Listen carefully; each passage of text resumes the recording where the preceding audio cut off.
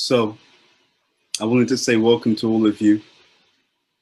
So it's been an incredible, extraordinary,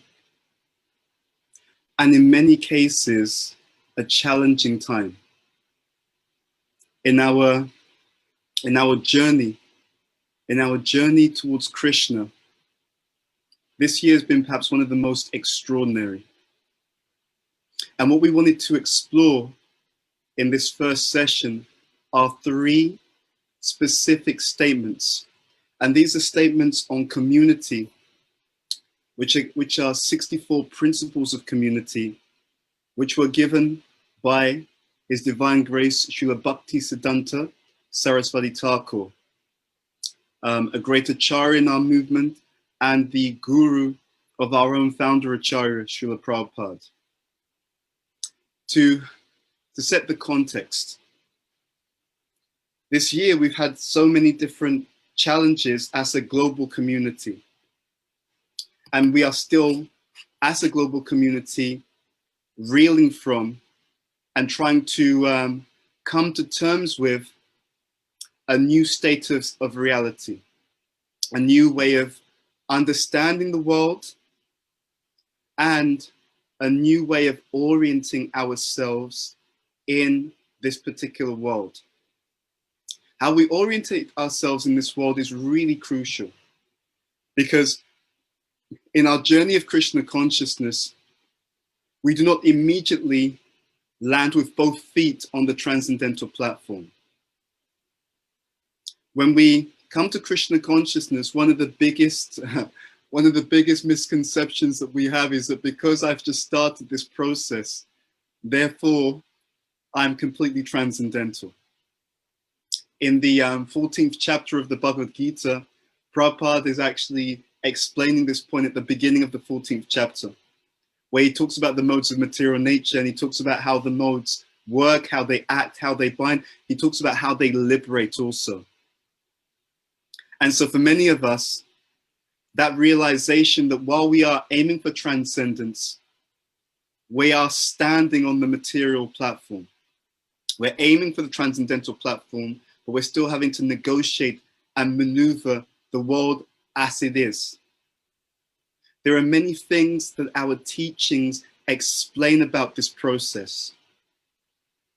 There are many gems, many empowering verses and statements that the teachings of Krishna consciousness give us. And one of the most exciting things that we can do in 2020 and beyond is to really develop a certain powerful orientation in Krishna consciousness. And that orientation is the orientation of application. In one sense, we have so many teachings. We have the Srimad Bhagavatam, 18,000 verses, Chaitanya Charitamrita, Upadeshamrita. There are so many literatures given by our acharyas. And as part of the process given by Prabhupada in all of our centers, literally every day, some discourse on the teachings are given.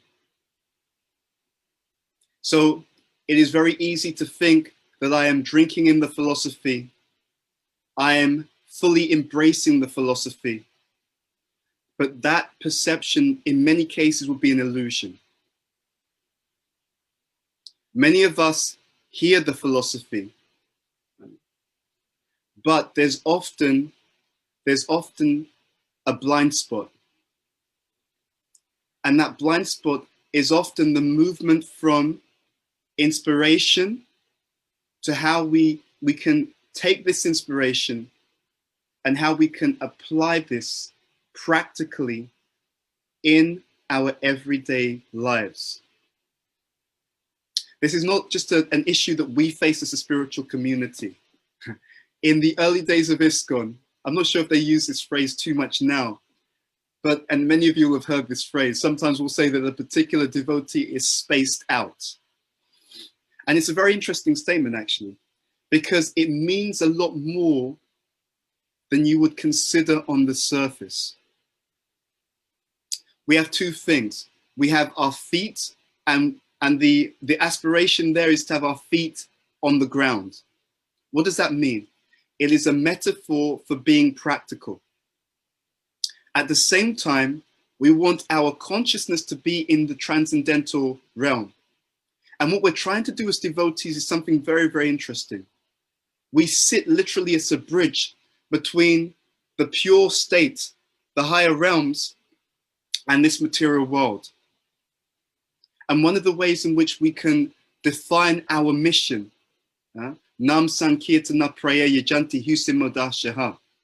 One of the ways in which we can define this Sankirtan Yagya that has been given to us by Sri Chaitanya Mahaprabhu himself is the act of being a conduit. We're trying to be a recipient of the mercy of the Acharyas, the mercy of the spiritual world, the mercy of Sri Sri Radha Shamasundar. But we're trying to be a recipient of that mercy so we can bring that mercy down to this particular material world, to make it as accessible as possible for two groups of people. Two groups of people. One group is what we call the living entities of the world, those who are not practicing Krishna consciousness. We try to take the teachings and make it as accessible to them as possible. There was an exchange between Srila Prabhupada and His Holiness Tamal Krishna Maharaj. I believe it was a letter. And Tamal Krishna Maharaj had been doing the Radha Damodar bus party. They'd been going around making devotees, holding festivals, doing kirtan, book distribution. And Prabhupada had communicated with Tamal Krishna Maharaj, and he said that the thing I like about what you're doing is that you've understood one thing.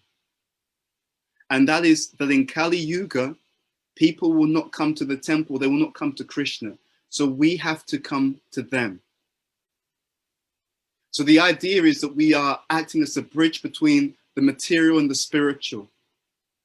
While we are elevating ourselves closer and closer to that transcendental platform, we are connecting with their mercy, and we are making their mercy accessible to the living entities in the world.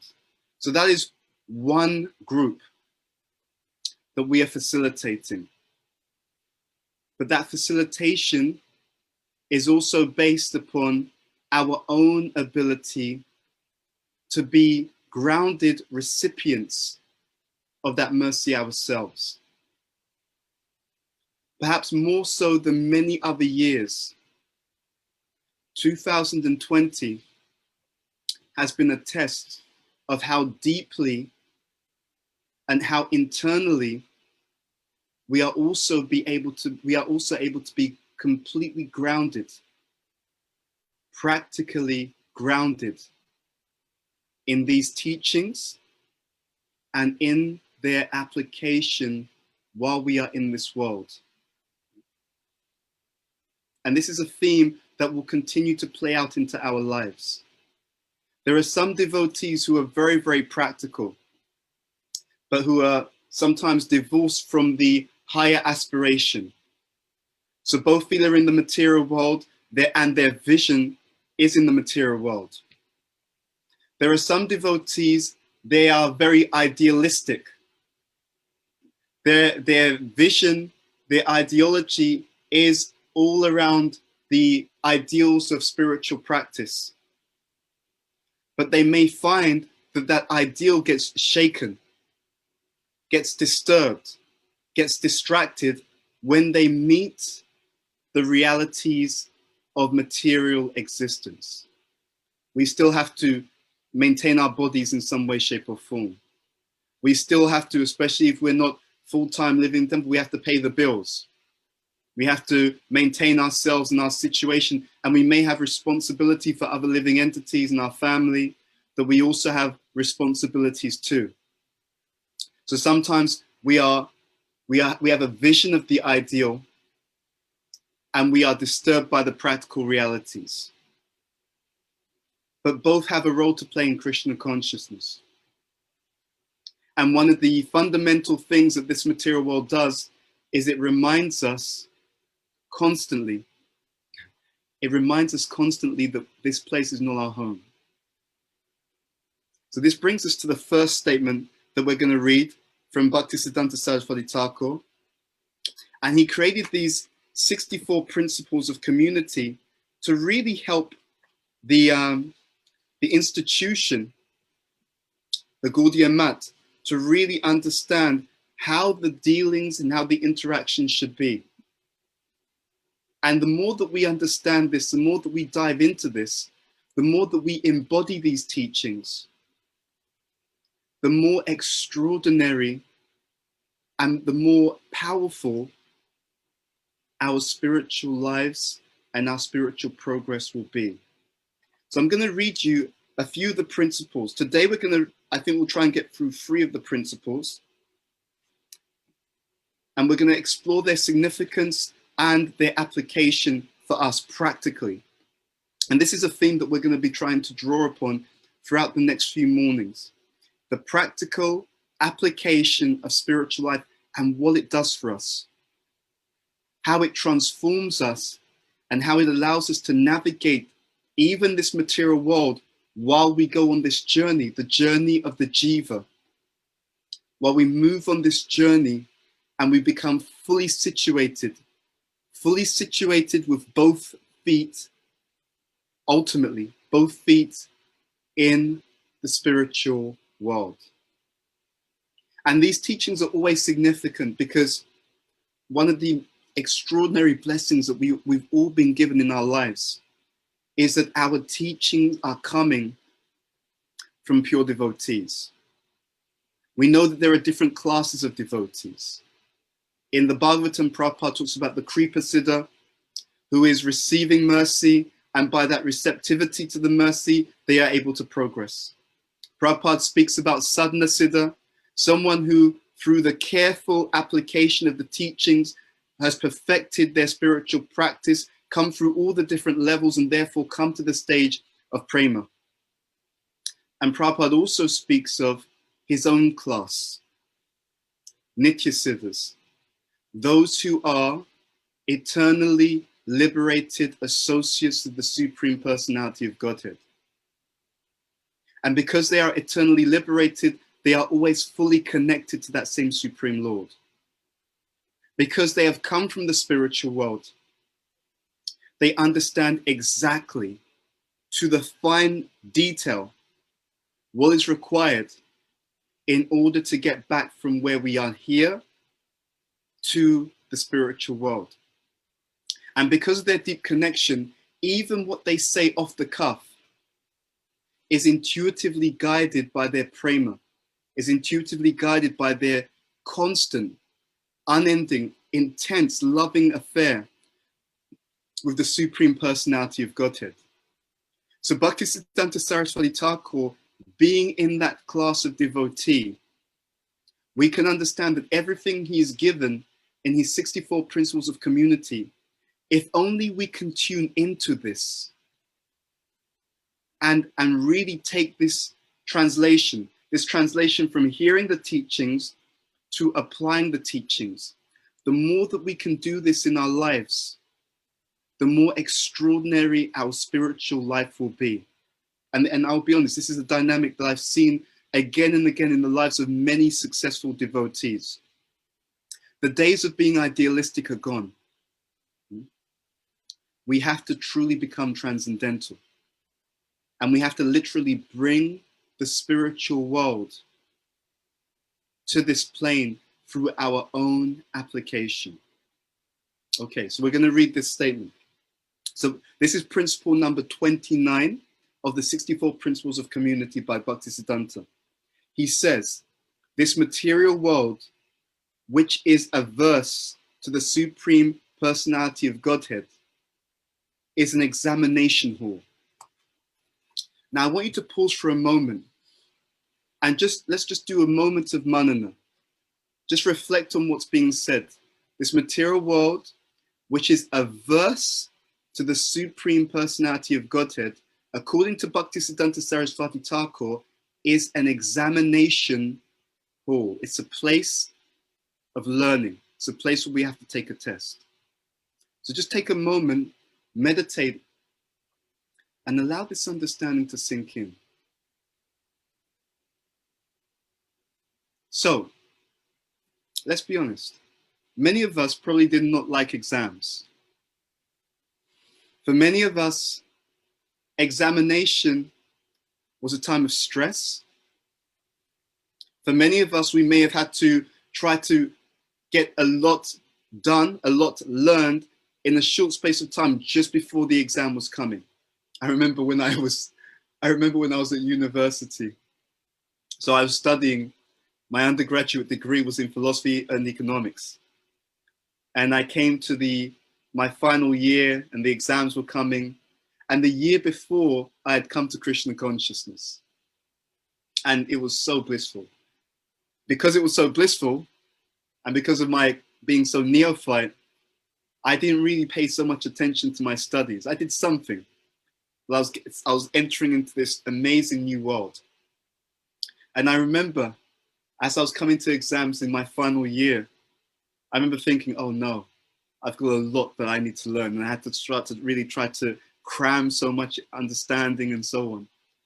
And I remember being in our philosophy, we had a common room where the students would come together.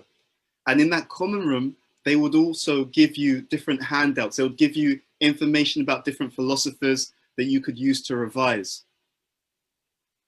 And I remember I was in the line to get some of these different documents. And I was thinking, oh no, I've left it so late. And I've got to now cram all of my, my learning in order to be at the right level for my exam. And as I was in the line, in my mind, I was praying to Krishna. It's like, oh, how am I gonna do this? How am I gonna, get all this done? And I had an interesting experience. In the line, there was someone turned around and looked at me, and they said to me, you can't expect miracles all the time. They actually told me that. It was just a complete stranger just turned and looked at me and said, you can't expect miracles all the time. And I remember thinking, yeah, this is the point.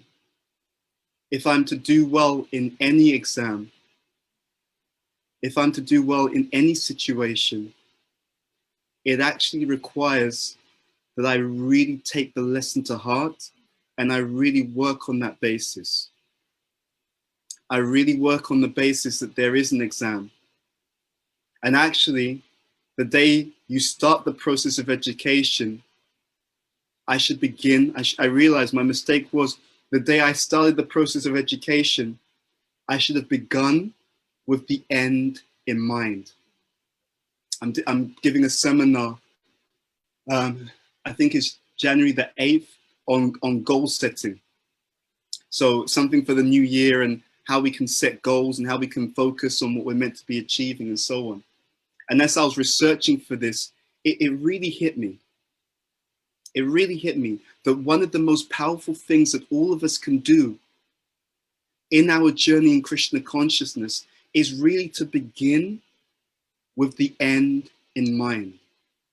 So this statement by Bhaktisiddhanta, the idea that we are living in an examination hall, is a sutra. Right? So what is a sutra? You have some statement. These statements are very powerful. Why are they powerful? Because they are full of condensed wisdom. And just like when you have something that's concentrated, you can unpack it, you can unravel it, and you can use it as a compass, as literally a lens. So some of us, we wear glasses, you can put the glasses on and then you look around and it gives you insight into literally everything.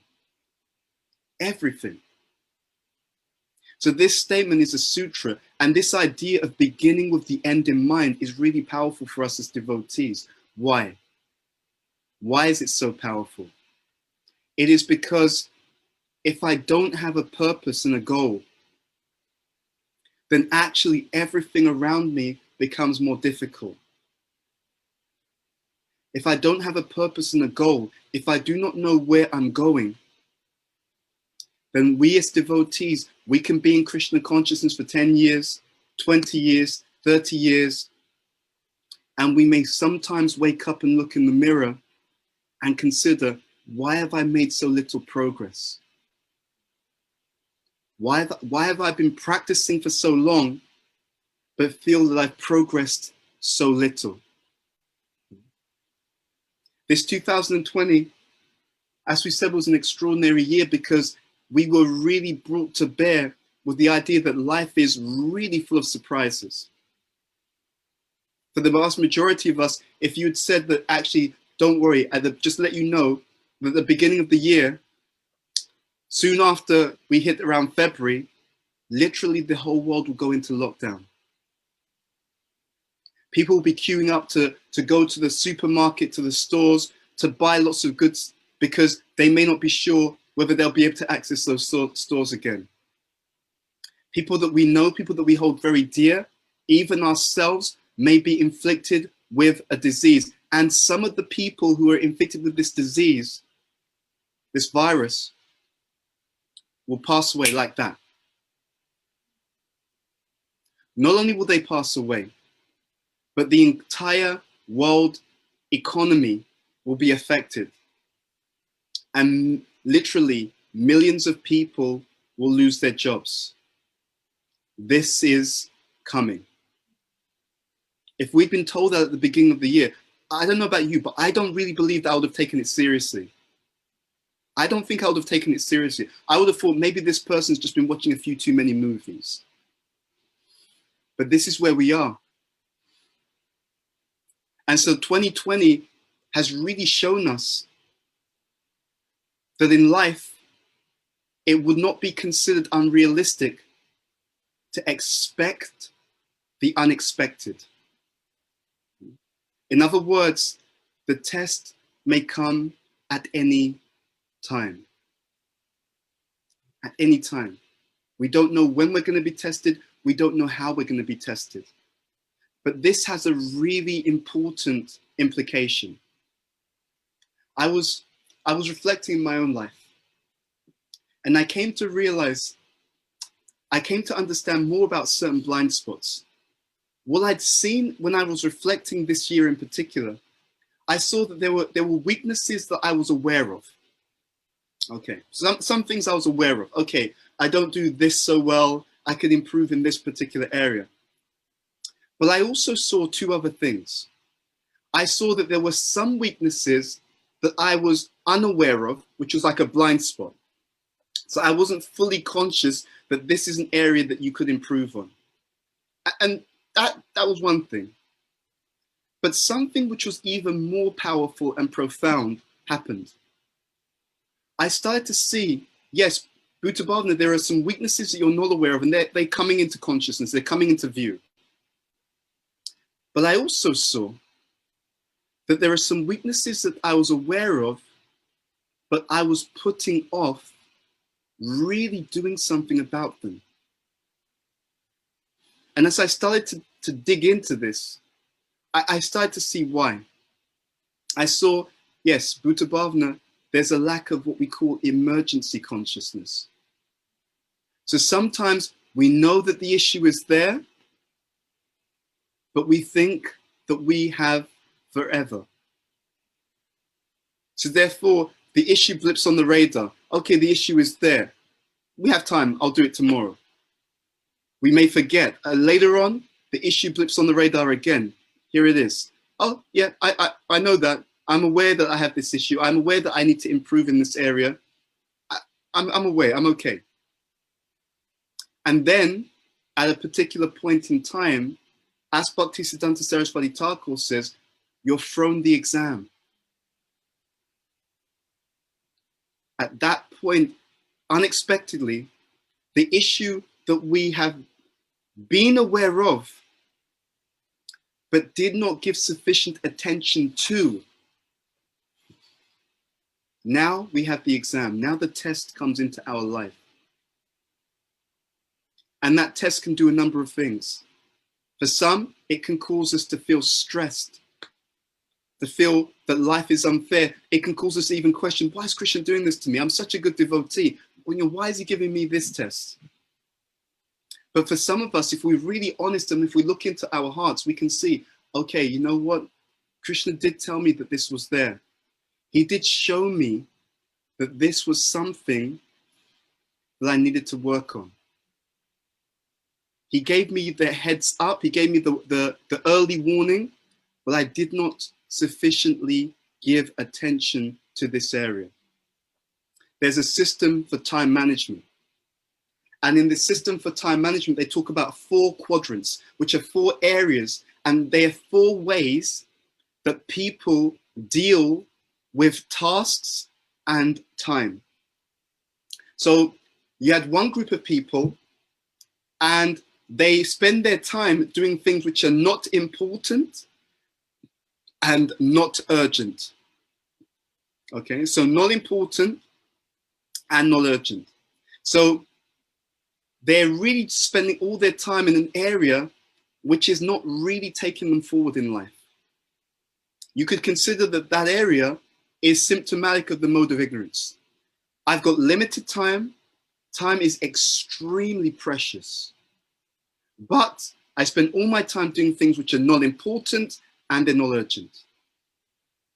Those are the people, when we are in that consciousness, we can wake up and really feel, you know, well, I've wasted so much time. Then there are other people who spend time doing things which are not important but urgent. So it may be things which are other people's concerns. Can you get this done for me last minute? I just need this done. It's not actually important, but the person's pulling pressure and our energy goes there. There are some people who spend time doing things which are not urgent, but they are important. This is the best place to be in. This is the best place to be in. I'd like you to do a little reflective exercise. Think about these areas. Time spent doing things which are unimportant and not urgent. That's one area. Time spent doing things which are urgent, but they're not actually important. They're not moving us forward. There's also time spent doing things which are not important. Let's see. Let's go back. So we've got not important, not urgent. That's one area. We've got important. Sorry, we've got not important but urgent. Okay. We've got not urgent. So the deadline is not here, but it is important. That space is a mode of goodness. And the last one, we've got urgent and important. Okay, that's when it's like an emergency. You got to do this. It's really important and it's now urgent because you didn't take care of it before. So we live our lives in these 4 areas. Try and do an exercise to reflect. Where do you spend most of your time? This statement by Bhaktisiddhanta Saraswati Thakur is really explaining to us that our time is precious and we have to learn. We need to learn. And the amazing thing is we each have different lessons to learn. We know if we're honest, if we step back from the mode of passion and we look at our lives, look at our consciousness, look at our hearts, we know if we're honest where we need to pay attention. And we are only as strong as our weakest link. We're only as strong as the area in which we are weak. So think about that. You have a chain and it's made of these different circles, okay? And they're all connected to each other and you're testing it. And at each circle, you find the circle is really sturdy, except one link, one circle in the chain, you notice it's a little bit weak. So what that means is when I pull the chain, it's that one area of weakness that will break the entire chain. that one area of weakness which will break the entire chain. And if we're honest, we know where the weakness is. Perhaps in 2020, some of our inner weaknesses, which we may have forgotten, may have ignored, may have buried, may have looked away from, maybe for some of us, this year, we've been forced to really pay attention to this. And this is something that's happening in our spiritual communities. It is happening in the global world community. But it is one thing to see that there's an area that needs attention. And it is another thing to actually make the journey to transform. So why do we want to make that journey? What can motivate us to make that journey? It is simply this. What happens when you pass a test? There's many different experiences people have. Many of us, when we pass a test, we feel some relief. Thank God I've done the exam, I can get out, I can leave. But there's something more. There's something more. I know in my own experience, and many of us can relate, when I go for an exam and I know I've studied hard for this exam, I know I did research, I spoke to my professors, my teachers, I spoke to them, I tried to find out what exams could be coming up. I really rolled my sleeves up. I did something difficult. I looked at myself, I gave myself a strong, hard look in the mirror, and I said, what do you really need to work on? Bhuta Bhavana, look in the mirror. Where is the weakness that you really need to work on? It's often a painful thing to do this. It's often a painful thing to look at ourselves naked. And I don't mean physically naked. I mean honest, authentic, objectively, and see where is it that we are weak? Where is it that we will fail the test? It's often difficult to do that, but it's incredibly rewarding. Because every time we pass a test, what happens? Like when you go to college and you pass the test, then you can go to university. You can do your undergraduate degree. When you pass your degree at university, then you can go on and do your master's degree. When you pass the master's degree at university, then you can go on and do a doctorate or a PhD. What is it that's qualifying us to come to a higher level? It is simply our ability to pass the test.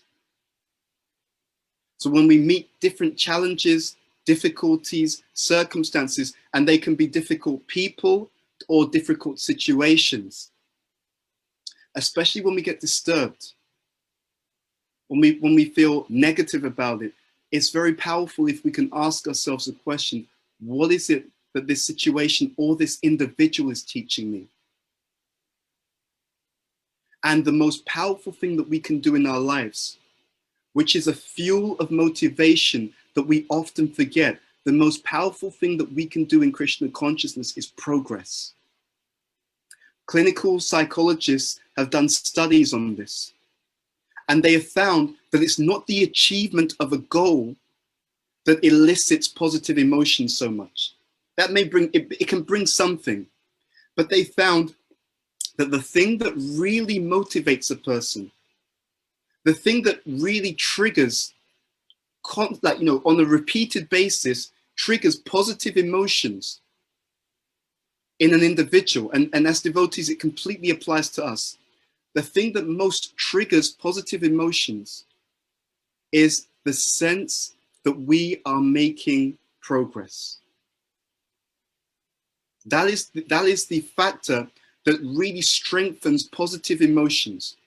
It releases different positive hormones in the body. People often talk about endorphins.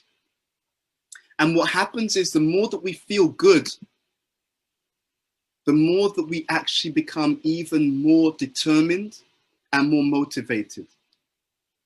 There's a wonderful statement that I came across recently, and it really speaks to this. And I shared this with those people who I'm mentoring. It was just very simple. And to be honest, when I saw it, I thought, wow, it was such a clever statement. And I thought, I wish I had thought of that. And it was just 4 sentences. The sentences were as follows. Hard choices, full stop. Easy life, full stop. Easy choices, full stop. Hard life, full stop.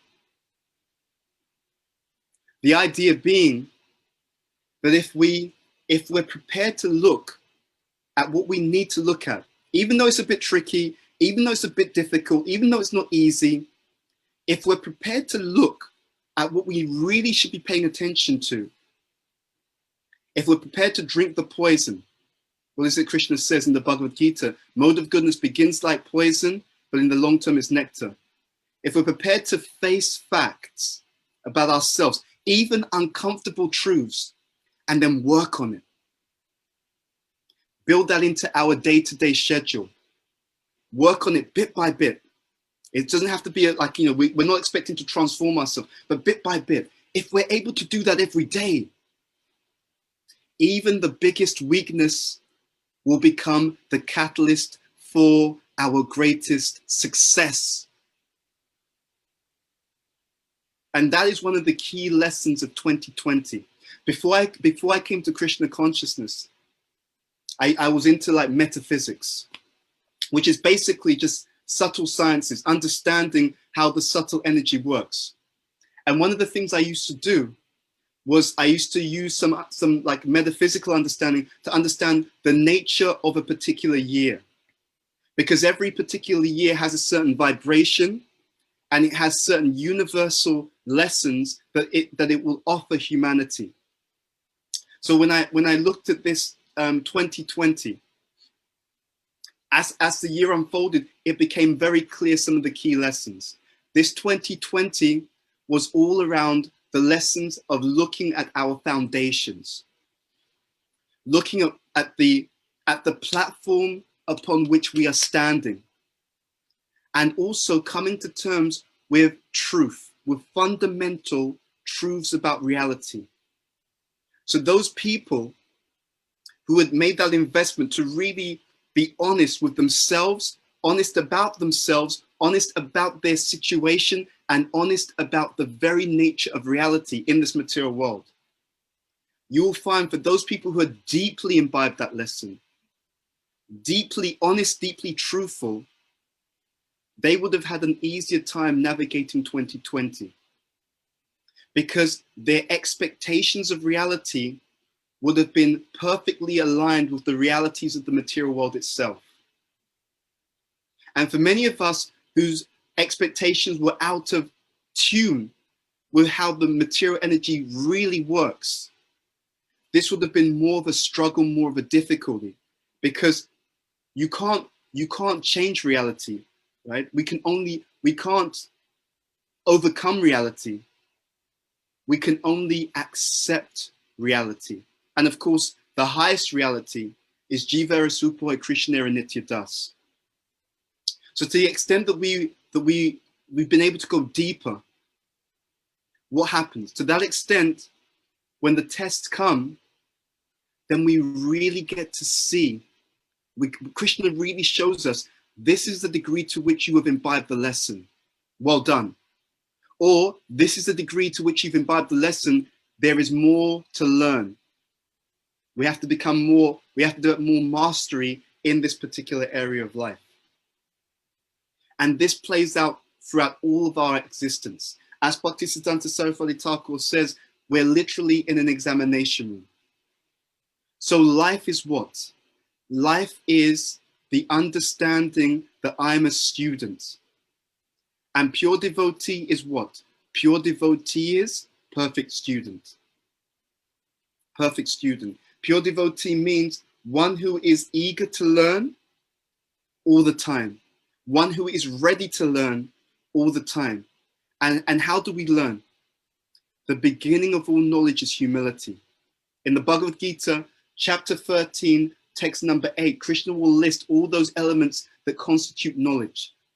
And the first element that he gives in that list is humility. Why? There's an interesting story about one famous school where they teach music, and it's a very, very high class school. So people who get to go, they're usually from very elite backgrounds. And when they come to the school, when they're interviewed for the school, they're asked various questions. You know, there's an exchange to get to know them. And one of the questions is, have you ever done any learning in terms of music? Right? So the majority of students will say yes. You know, I've done this, I've done that, I've had a teacher, I've learned so much, etc. And the students, there's two classes therefore of students. One group of students will say, no, I've never learned this before, I'm new to this. Another group of students will say, yes, I've done this before, I've had some learning, etc.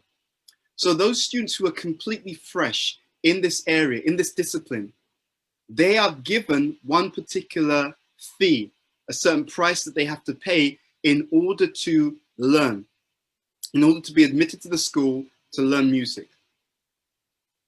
The other group of students who have had prior learning, they are charged more in order to come into the school. And the reason for this is very interesting. The reason being that they're told, actually, because you've already have some behaviors, habits in relation to this, and there's a specific way that we're meant to teach you, we're charging you more because we have to do more teaching. The first teaching is to help you to unlearn all the things that you've learned prior, which go against the system that we're trying to teach. And then once you've emptied here sufficiently, then we can actually really give you a full and thorough learning. So those who are open, receptive, and clear, they have one price. Those who already think, I know so much already, they're charged more. And this is a metaphor for our lives as well. One of the most eye-opening things that I've seen in spiritual life is how many of us, as devotees, myself included, how many of us have misconceptions about Krishna consciousness that we play out, that plays out into our day-to-day lives in spiritual life. How many of us have ideas which are just coming from our own sentiment, our own expectations, our own speculation, which are different from the teachings. And then when those ideas hit obstacles, then we become bewildered. We may become depressed. We may even go to thinking, why is Krishna making it so hard for me? I'm such a good devotee. So it is often the case that for many of us, we're meant to actually explore and release. To explore, where do these ideas come from? Some of the things that I assume about myself, some of the things that I assume about devotees, some of the things that I assume about Krishna consciousness, are these things true?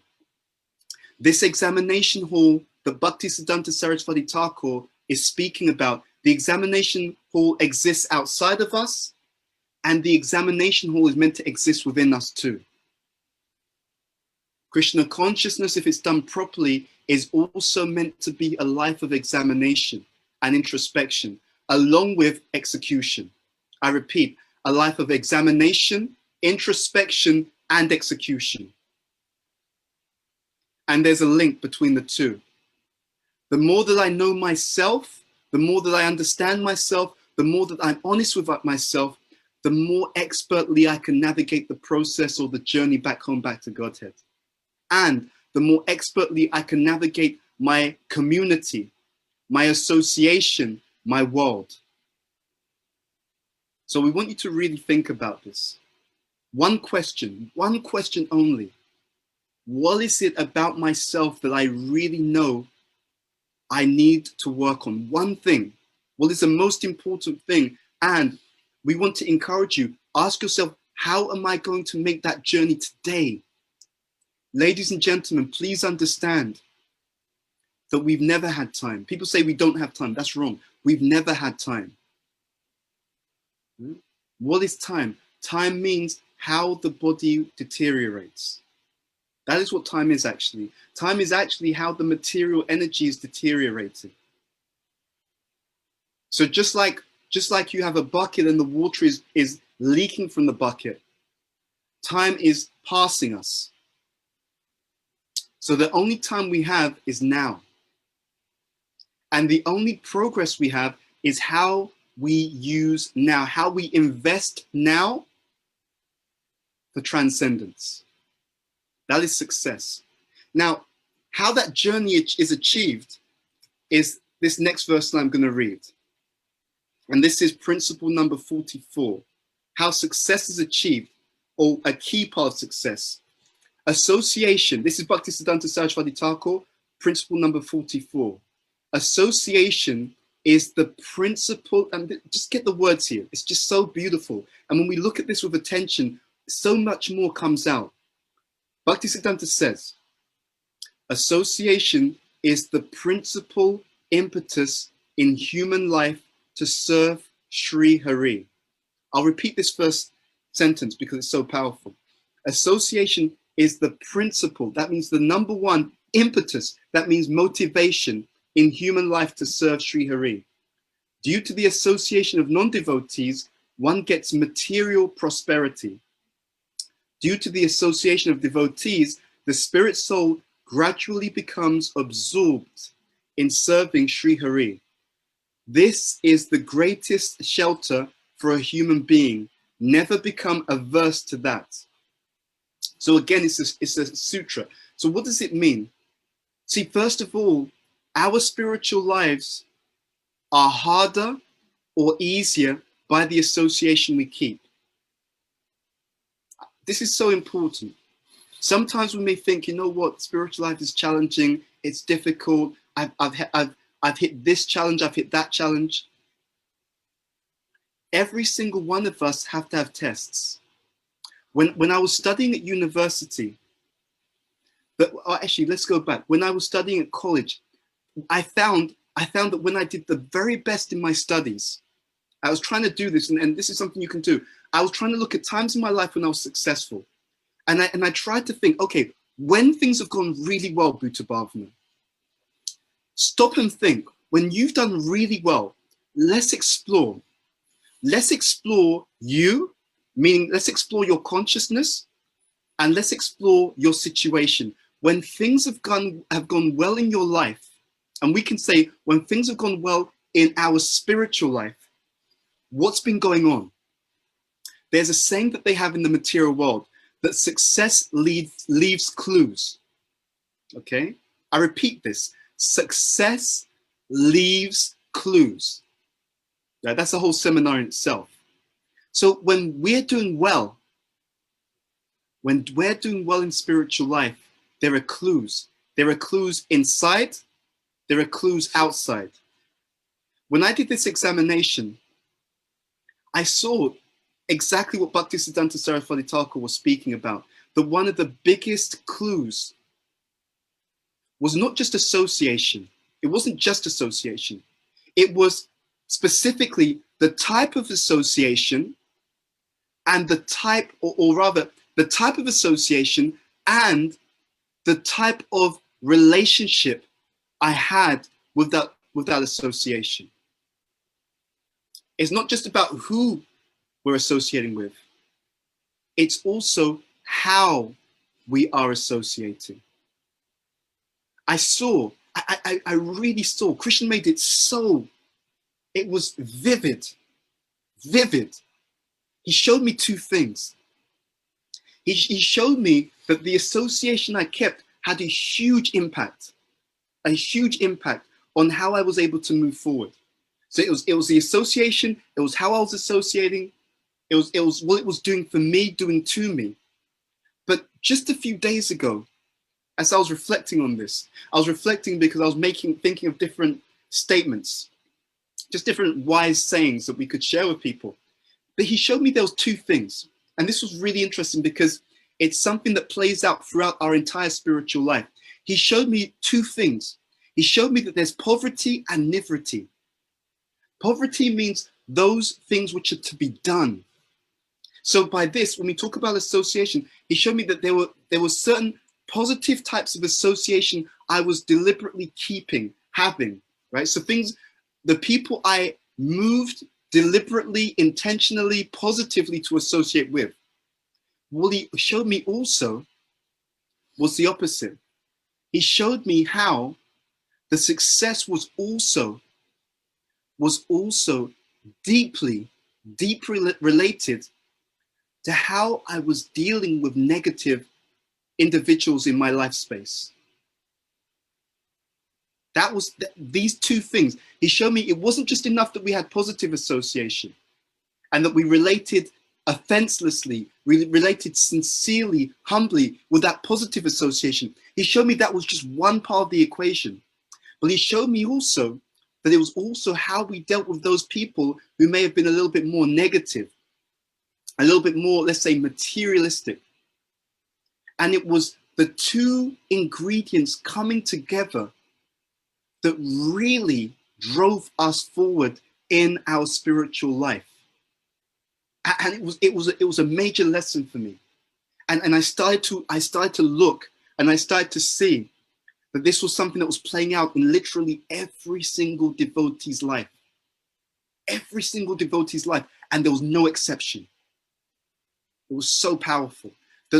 And I put it this way to you.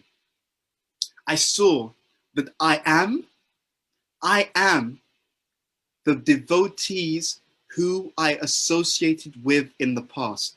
I saw that close, constant association with certain devotees, what to speak of the devotees in the scriptures, because that's also another type of association. The devotees who we hear class from, that's also another type of association. All of those together made me who I am. And I also realized, and this will play out every moment of every day in everyone's life until we leave this body. I also realized even more excitement. And that is, I also realized that I realized that I am becoming the devotees who I associate with now.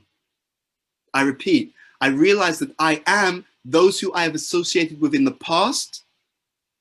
And even more so, I realized that I am becoming those devotees that I am associating with in the present. So people in the world, they'll look to different systems for predicting their future.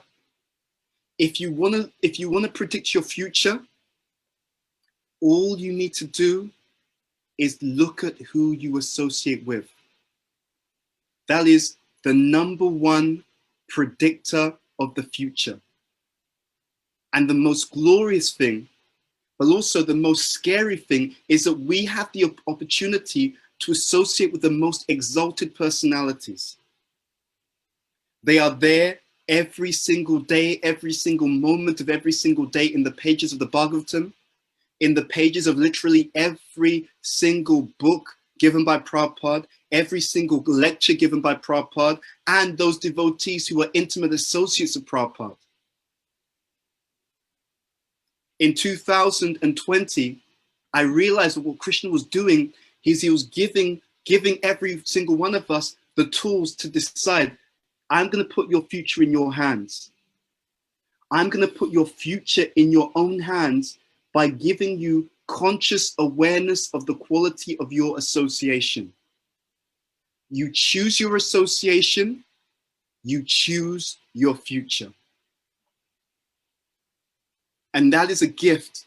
That is a gift that we in our communities have often not understood the significance of. Now, this brings up a question. It brings up a serious question. It says here that due to the association of non-devotees, one gets material prosperity. Due to the association of devotees, the spirit soul gradually becomes absorbed in serving Sri Hari. What is that absorption? That absorption is spiritual ecstasy. Everything becomes difficult when we feel down. Everything becomes easy when we feel blissful. Why? Why? Everything becomes easy when you feel blissful because you actually become stronger, fearless, and you lose all insecurity by the bliss. Sounds strange, right?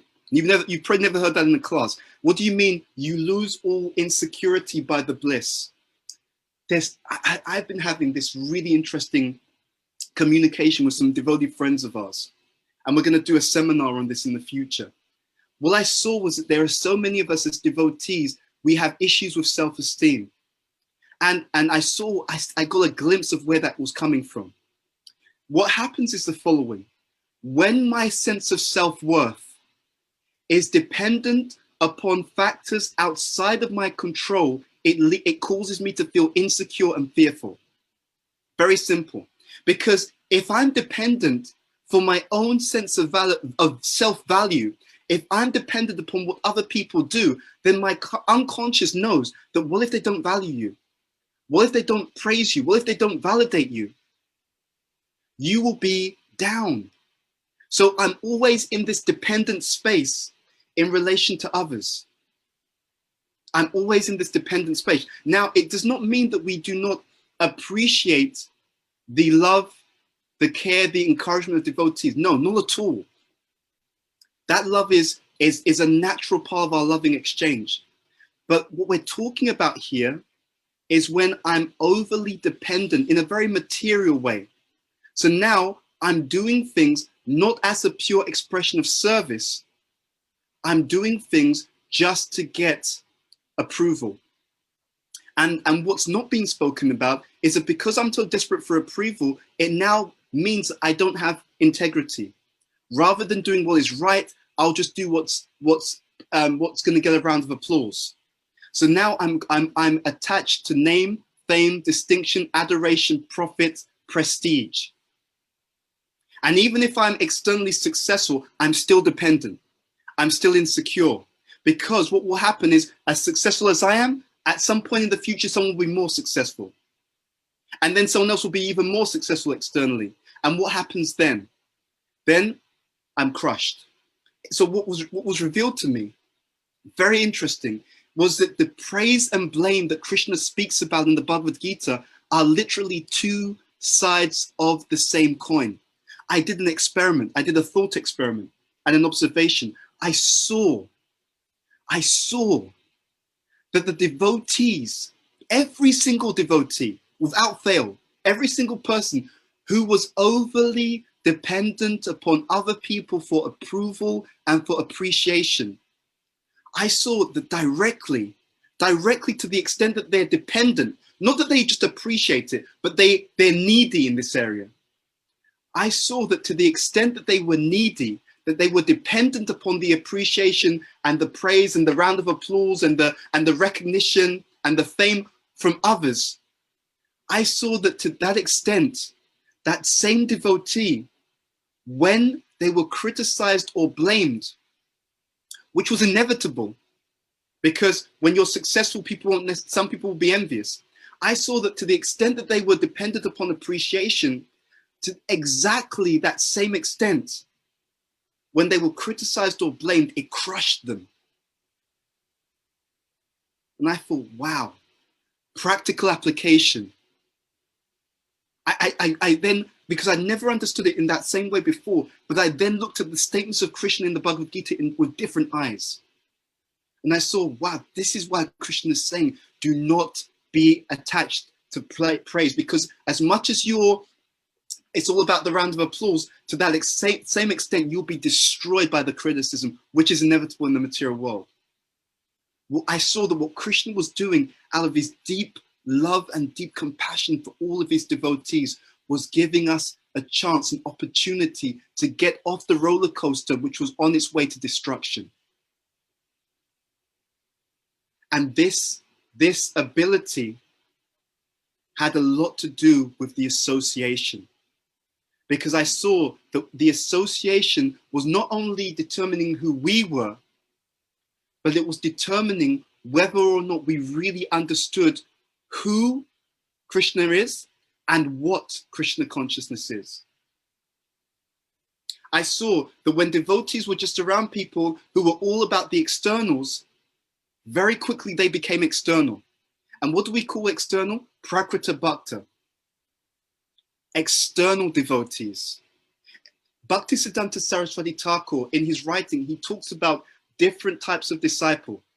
He talks about the Bahirmukhya Shishya and the Antarmukhya Shishya. Sanskrit is such a beautiful language because when we talk about, for example, the words, we can immediately understand things. Antaranga Shakti means Krishna's internal potency. Antaranga Shakti. Bahiranga Shakti is Krishna's external energy. So when we hear the words Bahir Mukhya Shishya, that means external facing devotee. Bahir, Mukhya, face, Bahir, external facing devotee. So for such an individual, it's all about the externals. Now, we're not saying that doing things in the world is wrong. We're not saying that. We said this at the beginning because so often we get it confused. We think it's either one or the other. No, it's meant to be both. But it's meant to be, we have our feet on the ground while we are attuned to transcendence. Why? Because we want to bring that transcendence and make it accessible for everyone. So it's not that we ignore the external world. No, the external world is our examination hall and it's also our service arena. But if we're just stuck on the externals and we're dependent upon the approval of others, at some point, dependent upon how good our karma is, we will be stuck. And even while we're making that journey, we will always have this fear and insecurity. You see sometimes devotees who are very good externally, they have this fear and insecurity. Someone's going to come up. Someone's also going to be as good externally. So you see this is where our competition comes from in our communities. I need to keep this person down before they come up. Because as long as I'm number one, I feel a bit good about myself. So if they become number one, I feel threatened. And it destroys the spirit of cooperation and collaboration. It's a trap of the material energy. So Bhaktisiddhanta Saraswati Thakur is giving us power by this application of this one point. And we've heard it many times in scripture, which is a danger. The danger when we hear so much but apply so little is we become desensitized. So you hear it again, it just becomes another hearing, but the significance, the power and the beauty of what's being said, the brilliance of the teachings, it does not become immediately apparent. So again, association is the principal impetus in human life to serve Sri Hari. It means that the better our association, the stronger and more blissful our spiritual journey. And what it also means is it transforms the very nature of our challenges. There are some devotees who've been wise. They've been very wise, and it's probably some mercy from their previous life's activities and pure devotees giving them blessings. What they've done is they've been very conscious of who they associate with and how they associate. Now, by this, I don't mean that we only associate with good devotees. We can give association even without taking association if we strengthen ourselves and strengthen our compassion. That's what we're meant to do. The formula is twofold: strengthen self, strengthen compassion. And the two things are an ecosystem, they link. If I strengthen myself and give that superior strength to others, which is compassion, then I will get more back in return. So it's an ecosystem that just spirals up. So I saw the devotees who had that good association. What were they able to do? I was thinking, what was a special quality that they had through really quality association that other devotees didn't have? And I saw one thing that really blew my mind, to be honest. I saw that the thing that they had, and it's often an invisible factor, I saw that when they had really sincere, good association where they could be honest, they were able to develop real humility. Because they had people who were actually so loving and trustworthy and mature that they could be honest about their weaknesses. They could be honest about their failings.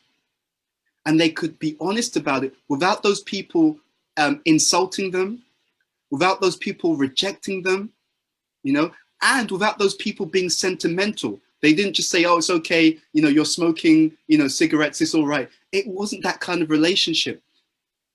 They were able to be honest about themselves, good and bad. They were able to be honest about their successes and honest about their failures and have a real loving exchange.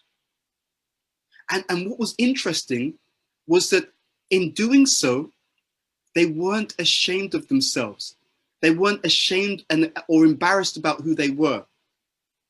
And what that led to was authenticity in their dealings with other people, which made them naturally grow and prosper. They were able to literally shed issues. And it was all going on subtly because it wasn't obvious to the majority of devotees, because you wouldn't know the quality of their relationships unless, they revealed it to you.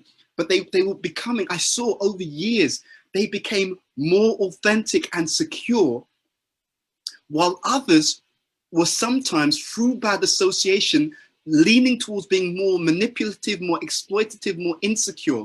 They were fearful about who they were. They were fearful about not getting their, not solving, as Ayendra Prabhu says, their chapati problem, right? Not getting their material benefits from being a devotee. And over time, these two groups of devotees were moving in completely different directions. I also saw a connection between humility and love. That when we receive encouragement and we're deeply situated in our own, let's say, lack of qualification, our own humility, then when we receive the encouragement and the appreciation of devotees, it was experienced by us as a form of causeless love and mercy. And that love was so delicious. It was like an elixir. It helped us to grow, to prosper, to be inspired, to be determined, to be strong. It was as if we were becoming smaller and smaller. Krishna was becoming bigger and bigger in our lives, and the love was just magnifying. We were experiencing an abundance of satisfaction. The clinical psychologists have found that the majority of people who have addictions, when they've explored their consciousness, their mentality to understand what's going on, they found a correlation between addiction and a lack of love or satisfaction in a person's life. So they found that people who grow up in environments where they do not feel loved, that is the underlying cause of addiction. That is the thing that propels people to look for the satisfaction of love that they're not getting through some kind of negative intoxication, whether it's drugs, alcohol, sex, even the internet. And therefore I saw this correlation, that when we have humility, then all of the care, attention, and affection that we experience, we feel both that we're not deserving of it, and therefore we feel it's just the unconditional, positive regard, not only of Krishna, but of his associates. And in love, they became incredibly strong, dynamic, happy, powerful devotees. And it was all around this association, this impetus. And then I'll make one other point, then we'll stop for questions. I also saw that because of the association, their tests were different. We talked about the material world being an examination, or Bhaktisiddhanta Saraswati Thakur saying that. I saw their tests, it completely changed the game. Their tests had a completely different caliber. Because they weren't ashamed of who they were, they also weren't ashamed of their tests, and they weren't ashamed of their performance in the test. They were able to be honest. This is a test I'm facing. How do you deal with it? This is a test that I failed. How would you pass the test? What did I do wrong? So they became simultaneously more and more humble. And at the same time, through their association and through the love that they were imbibing from that association, ultimately from Krishna, while becoming more and more humble, they became more and more blissful and stronger. And I thought, wow, if only everyone in our movement was tuned into this experience. How blissful, how powerful, how authentic, how compassionate we would all be.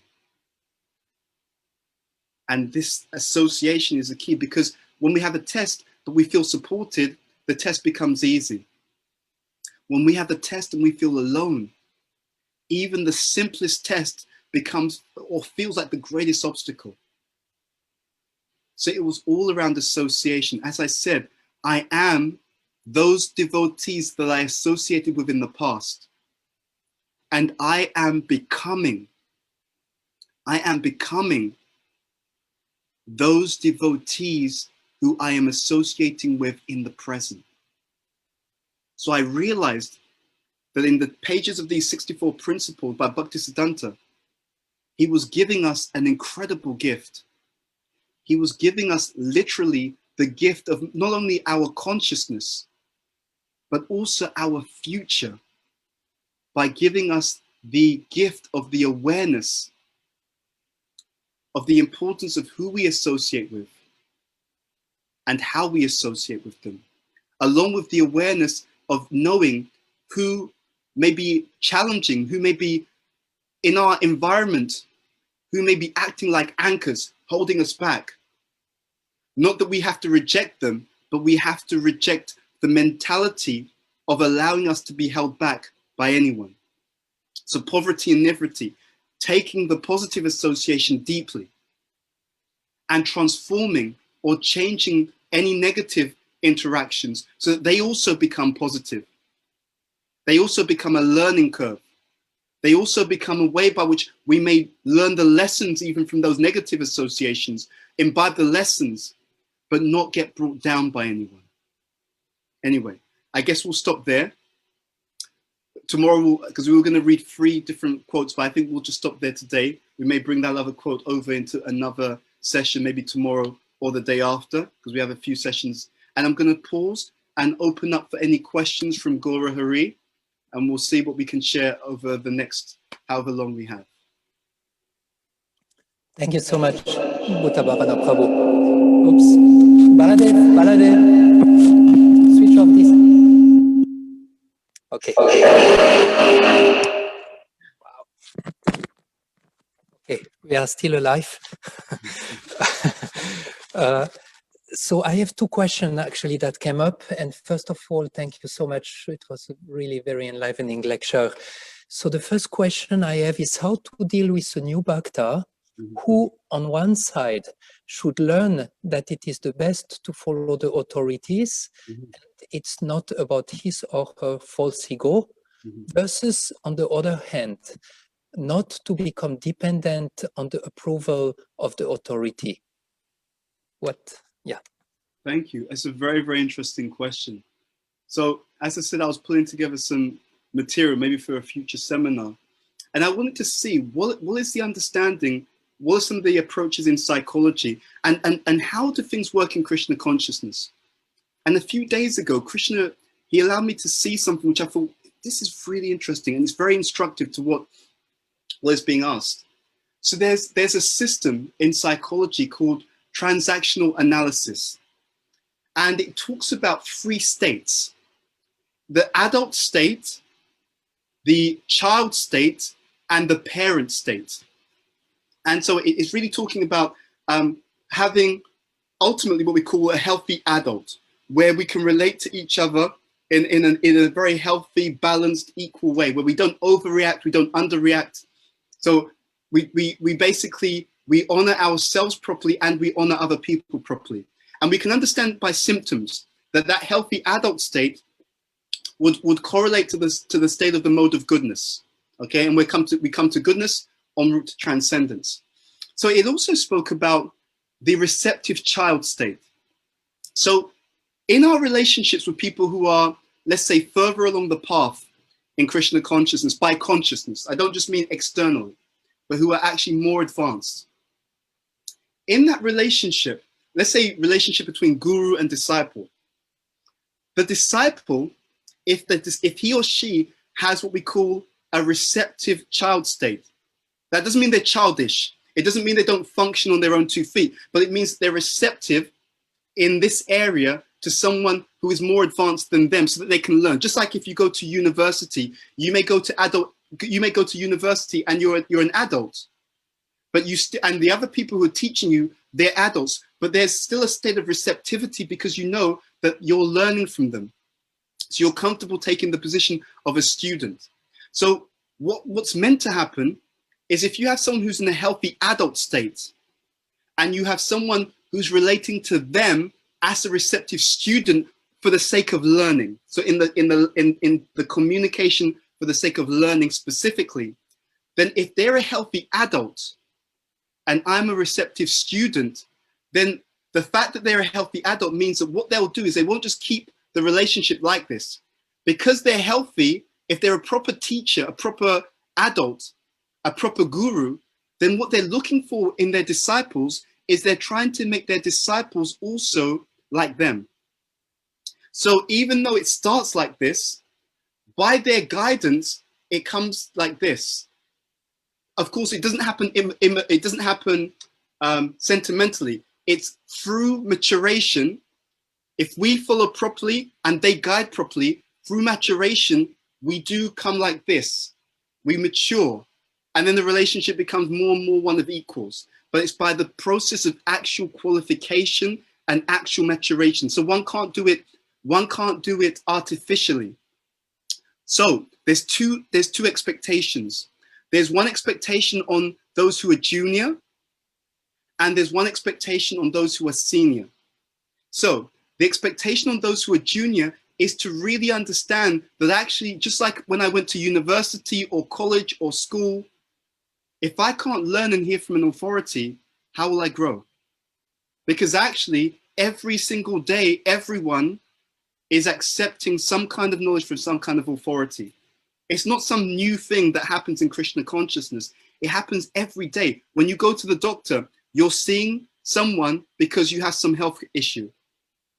They're making an examination and they're giving some guidance based upon their superior understanding of what is required for us to grow. And to the extent that we take their guidance, to that extent, we become free of the disease.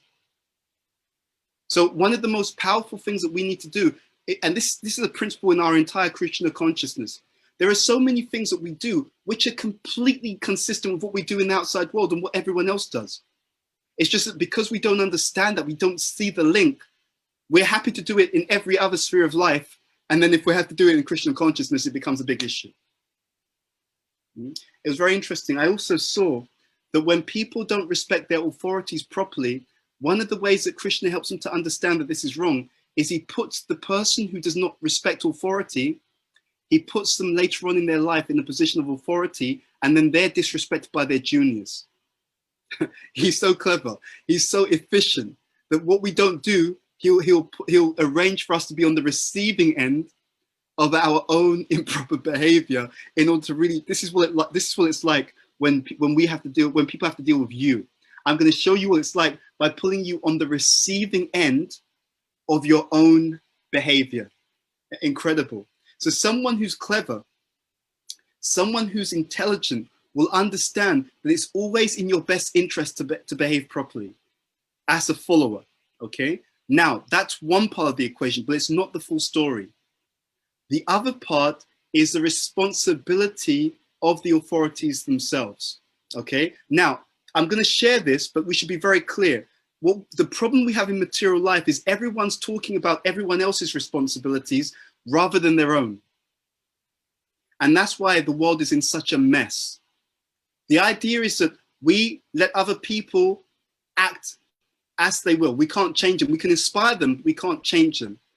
But the first question we need to ask ourselves in life is, am I doing what I'm meant to be doing?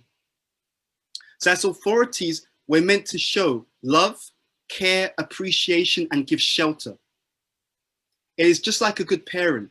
As a good parent is giving that love, shelter, appreciation, encouragement, then others will also feel inspired to reciprocate.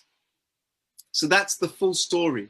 And this theme, unfortunately, of pointing out what others are meant to be doing when we're not doing what we're meant to be doing properly. And I'm not saying, by the way, I'm not saying that the person who asked the question is not doing what they're meant to be doing. I'm talking very generally. We've seen this in the modern world. It's so interesting. The modern world if you look at it through the eyes of Shastra, you can decode the modern world. Krishna often talks about the world and the material world as a place of duality. And that is absolutely true. So for example, you have rights and you have responsibilities. Every single one of us. This is one of the dualities of the modern world, rights and responsibilities. Whenever any of these things are taken out of balance, it leads to dysfunction and leads to real issues in life. So for example, and we see this sometimes, if I'm just talking about my rights, my entitlement, I am entitled to X, Y, and Z. If I'm talking about my rights without also making sure that I'm performing my responsibilities, it leads to an issue. Prabhupada says, first deserve, then desire. That means first do what you're meant to be doing, do it consistently, do it properly. And because you're doing what you're meant to be doing, then these rights become our rightful claim. Why? Because there's a karmic connection between the two. By me taking care of my responsibilities, I actually generate the credits to receive my rights. And what is often happening in the modern world is, without taking care of my own responsibilities, or not, without acting properly myself, I'm just demanding that other people should do certain things for me. And so it's like expecting riches without giving in charity, right? It's like expecting loving relationships while being cruel, neglectful, and dismissive of other people. So I want the fruits of such things without planting the positive seeds myself. So there's responsibility on both sides. And the juniors should not point to the seniors and say they're not doing what they're meant to be doing. The first thing for the juniors is, am I following properly? And I'll tell you why. Because the most amazing thing happens. If I'm doing what I'm meant to be doing, I've seen this in my own life, by the way. If I'm meant to be doing what I'm meant to be doing, Krishna will even rearrange the environment so that I will eventually align with people who are able to reciprocate with that. It really is that powerful. This is what we mean when we talk about doing our dharma. And the heartbreaking thing in the modern world is everyone's pointing out what everyone else should be doing. And we don't understand the reason why I don't receive certain things in my own life is because I'm not giving what I'm meant to be giving first. It's so powerful. If I do my job properly, then I will actually inspire others to do what they're meant to be doing properly as well. Right? So that's the point. And the one other thing to your question is, one way to not, as I said before, we appreciate the approval or the kind words of others, but over dependence means that I'm so dependent upon it that I now lose my integrity and I don't do what is right because I just want the round of applause. That's what it means to be overly dependent. And the way that we avoid that is through practice, through understanding that the very love and the appreciation that the living entity is hankering for, that full love and appreciation, that pure ecstatic appreciation, it is there unlimitedly when we act for Krishna's pleasure and for the pleasure of the devotees, meaning when we act to do what is ultimately best for them, not just what's going to make us look good superficially in the eyes of other people. So through good association, we come up to that standard. Through chanting properly, hearing and reading properly, we come to that standard. Through serving with humility, what is the ultimate best for that person? Let me do that, irrespective of whether it gets a round of applause or not. Sometimes we do service and there's no recognition for it. That can be some of the greatest blessings in the life of a devotee. I remember when I first went to Vrindavan, it was 2001. And I remember we went to Kirtan. It was like very, very, I think it was either very late at night or very early morning. I can't remember which. It was a graveyard shift. We went to Krishna Balaram Mandir and I think there was 4 people there, maybe 5. I believe, who was it? Madhava was there playing the Madanga, and it was Ayendra Prabhu leading the kirtan. And he was just doing, there was hardly anyone there. Hardly anyone there. And it was such a powerful kirtan experience. And as I reflect back on it, I could understand that rather than falling into the trap of just doing whatever's going to get a round of applause, he was doing what Krishna wanted. Right? Not acting for name, fame, distinction, which I said before makes us insecure, even if it goes well. Instead, he had the sense to attune to just trying to please the Lord and his devotees in a deep and spiritual way. He was actually free. That's what I realized. He and those devotees who lived that way, they were actually free. They were not dependent. So that he was able to be loving, but with integrity, based upon the truth, and that freedom and that ecstasy was coming into his life through that connection. So if we want to move in that direction, we have to understand what's at stake and what we stand to gain by living and practicing in that way. So the love is a very simple way to practice this. The love is based upon truth. So it's not that we're not compassionate. It's not that we're not kind. We're all of these things, but we do it in a way that we know is for the ultimate well-being of another person. And we do it according to our position and relationship. So as a leader, for example, we may sometimes have to address things, but we build the relationship first so that when we have to address things, people know, oh, he's so kind, encouraging. He notices how I'm serving. So when he's addressing something, I know that he's addressing it with my own best interests at heart. And when we're junior, because we're all juniors and seniors to someone, then we respect our authorities, because it's really difficult to be a leader. It's really difficult to be some kind of authority, especially in the movement, in this ISKCON movement, especially in a world where people have no respect for authority, whether it's in the secular world or even in our spiritual communities. So that compassion is also important. It's a headache, right? And so if anyone is humble enough, or let's be honest, sometimes crazy enough to take on that burden, they were just that point, they are worthy of some respect. So let us do what we're meant to be doing properly. Let us be 100% in that space. Let me do what I'm meant to be doing properly. And that will empower my own life, irrespective of how everyone else is behaving. Let me do my duty properly.